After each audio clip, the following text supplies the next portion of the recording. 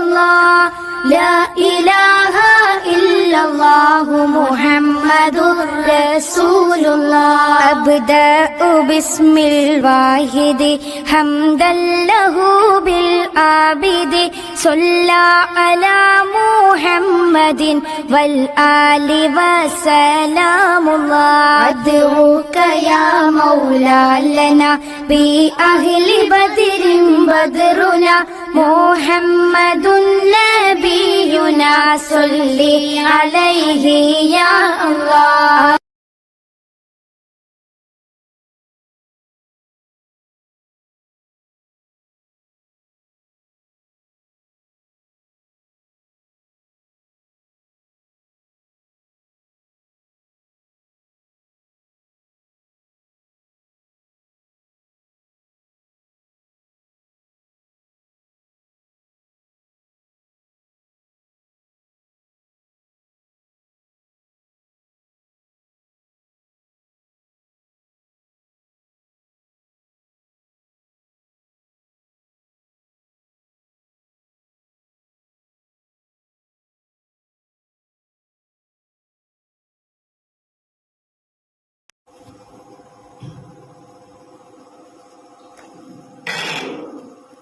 السلام عليكم ورحمة الله تعالى وبركاته. الحمد لله رب العالمين، الصلاة والسلام على خاتم النبيين وعلى آله الطيبين وأصحابه الطاهرين والمسلمين والمؤمنين كلهم أجمعين، أما بعد، فأعوذ بالله من الشيطان الرجيم. بسم الله الرحمن الرحيم. ولهن مثل الذي عليهن بالمعروف. وقال نبينا صلى الله عليه وسلم: خيركم خيركم لأهلي وأنا خيركم لأهلي. صدق الله العلي العظيم وصدق رسوله النبي الكريم، ونحن على ذلك من الشاهدين والشاكرين، والحمد لله رب العالمين. அனைத்தும் வல்ல இறைவன் அல்லாஹ் ஒருவனுக்கு சொந்தமானது. அருமைநாயகம் முஹம்மது முஸ்தபா ரசூலே கரீம் ஸல்லல்லாஹு அலைஹி வஸல்லம் அவர்கள் மீதும் அவர்கள் காட்டியிருந்த வழிமுறையின் பிரகாரம் தன்னுடைய வாழ்க்கையை அமைத்துக் கொண்டு ஈருலகத்திலும் வெற்றி பெற்ற உத்தம சத்திய சஹாபாக்கள், தாபிஈன்கள், தபஅ தாபிஈன்கள், வலிமார்கள், ஷுஹதாக்கள், சாலிஹீன்கள், நாதாக்கள், நல்லோர்கள், நம்மவர்கள், நம்முடைய குடும்பத்தாரின் அனைவரின் மீதும் அல்லாஹ்வின் அன்பும் அருளும் என்றென்றும் நிலையாக நிலைத்து நிரந்தரமாக கொண்டாடட்டுமாக. ஆமீன்.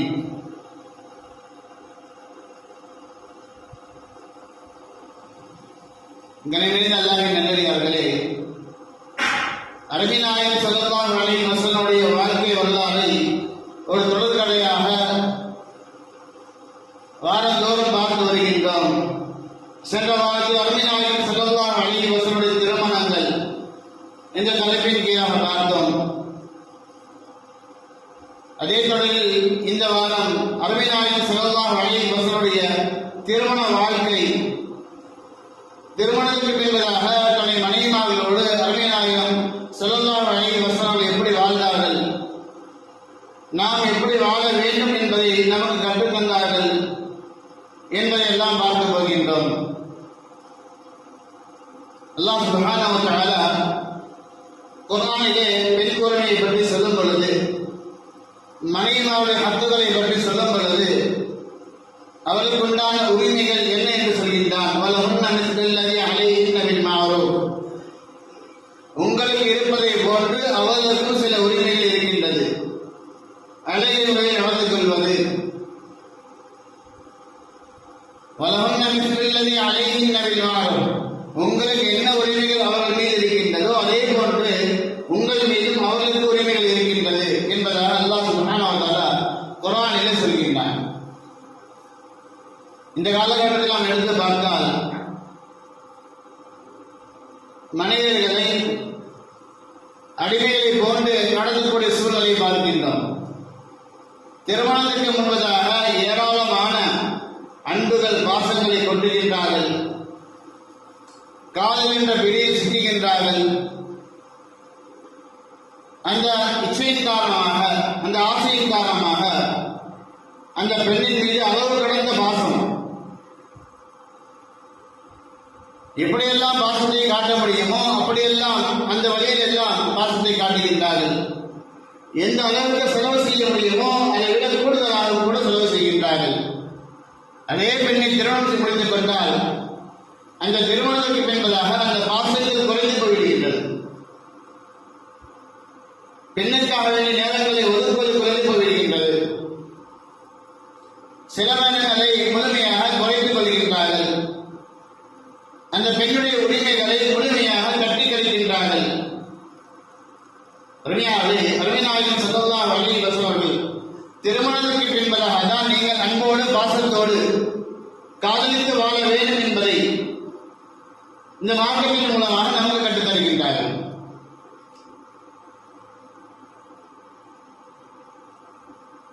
உலகத்தில் ஒரு மனிதர்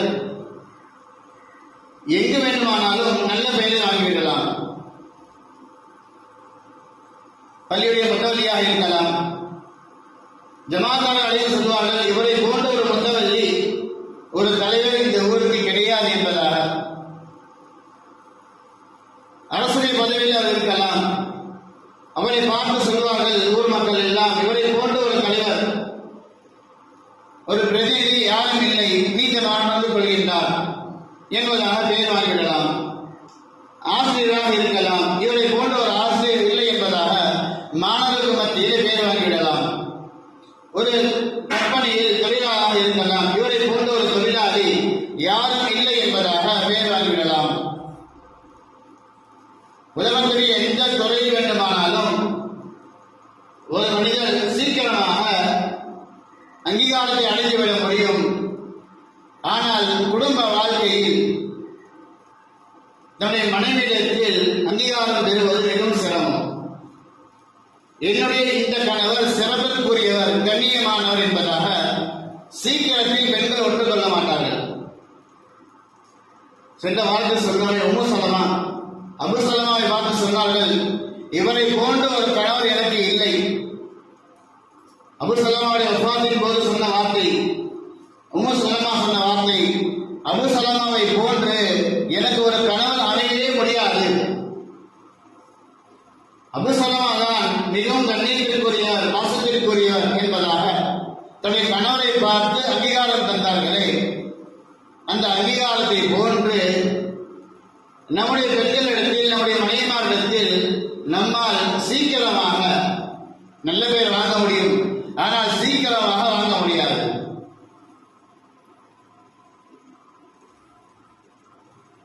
பல விஷயங்கள் கேட்டிருப்பார்கள், பலதை நாம் செய்து கொடுத்திருப்போம். ஏதோ ஒரு விஷயத்தை நாம் விட்டிருப்போம். செய்தது அத்தனையும் மறந்துவிட்டு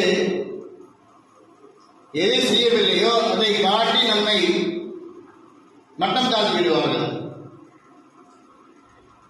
இன்னும் சொல்ல போனால் ஒரு ஆணுடைய உச்சம் தலை முதல் உள்ளங்கால் வரை உள்ள அத்தனை ரகசியங்களும் தெரிந்தவர்கள்.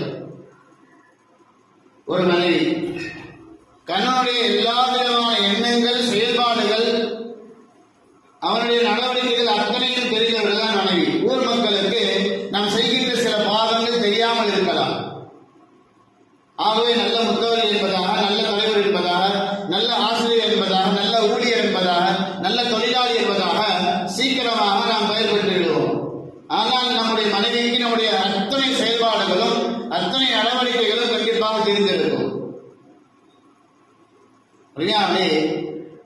ஆகவேதான் குடும்ப வாழ்க்கையில் தன்னை மனைவிமாரிடத்தில் நல்ல பெயரை வாங்குவது மிகவும் சிரமம்.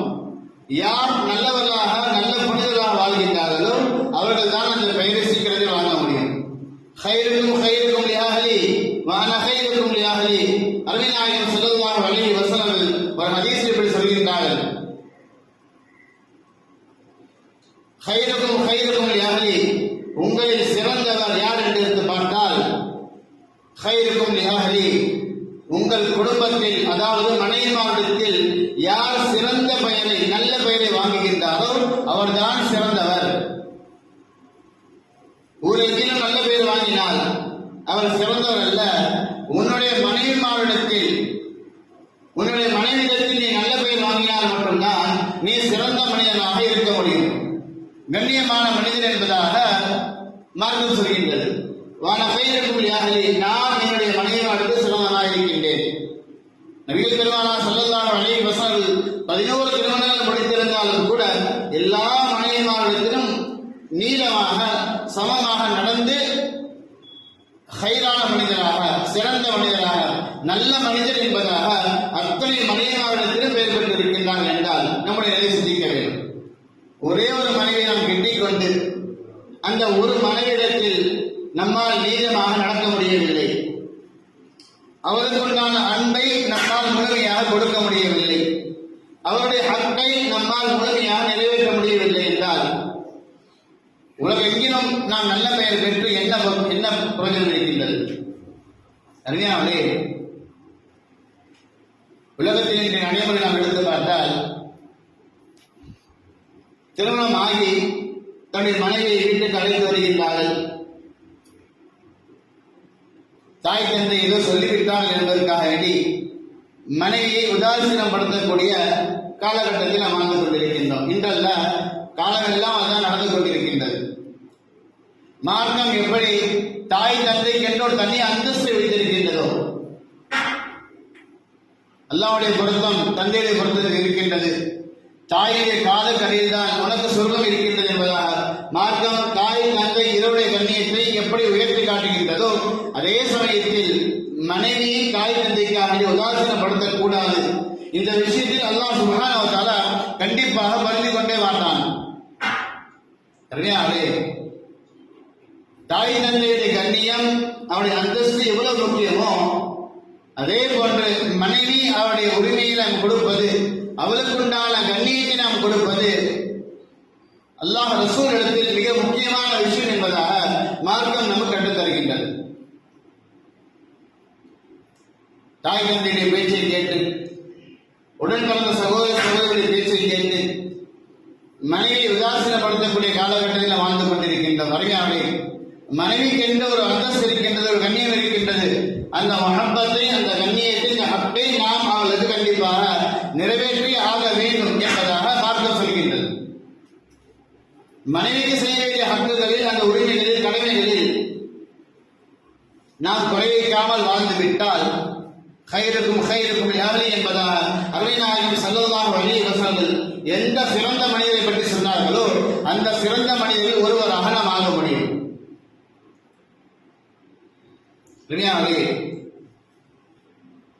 திருமணம் ஆகி பல ஆண்டுகளுக்கு பின்பதாக சில பெற்றோர்கள் சொல்லக்கூடிய வார்த்தை,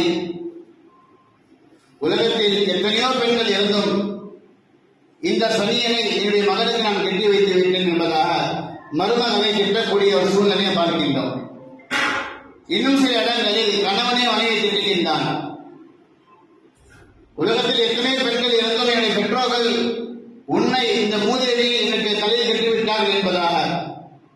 அருமையானே, மனைவியை இப்படியெல்லாம் உதாசீனப்படுத்தக் கூடாது என்பதாக மார்க்கம் சொல்கின்றது. அல்லாஹ் சுப்ஹானஹு வ தஆலா அருமைநாயகம் ஸல்லல்லாஹு அலைஹி வஸல்லம் அவர்கள் எப்படி சொல்கின்றார்கள் என்றால், ஒரு மனிதன், ஒரு ஆண் உலகத்தில் பிறக்கக்கூடிய தருணத்திலே அல்லது ஒரு பெண் உலகத்தில் பிறக்கக்கூடிய அந்த தருணத்திலே இந்த நபருக்கு இவர்தான் கணவன் என்பதாக, இந்த நபருக்கு இவர்தான் மனைவி என்பதாக அல்லாஹ் சுப்ஹானஹு வ தஆலா நிர்ணயிக்கின்றார். இன்னும் சொல்ல போனால் இப்படி வருகின்றது, அவருடைய தலையின் மேலாக கணவனுடைய பெயர் எழுதப்படுகின்றது, மனைவியுடைய பெயர் எழுதப்படுகின்றது. ஆணுடைய தலை நெற்றியில் மனைவியுடைய பெயரும், பெண்ணுடைய தலை நெற்றியில் ஆணுடைய பெயரும், அதாவது கணவனுடைய பெயரும் எழுதப்படுகின்றது என்பதாக மார்க்கம் சொல்கின்றது. இந்த பெண் தான் இவனுக்கு கணவன், இந்த பெண் தான் எனக்கு மனைவி என்பதாக, இந்த ஆண் தான் இந்த பெண்ணிற்கு கணவன் என்பதாக எழுதப்படுகின்றது என்பதாக அல்லாஹ் நிர்ணயிக்கின்றான், அல்லாஹ் தான் முடிவு செய்கின்றான் என்பதை மார்க்கம் சொல்கின்றது. அருமையானே, உலகத்தில் ரஹம் என்று சொல்லப்படுகின்ற இந்த உறவு நாம் சிந்திக்க வேண்டும், அதிகமாக சிந்திக்க வேண்டும். உறவுகளை நாம நமக்கு ஏற்படுத்துவது கிடையாது.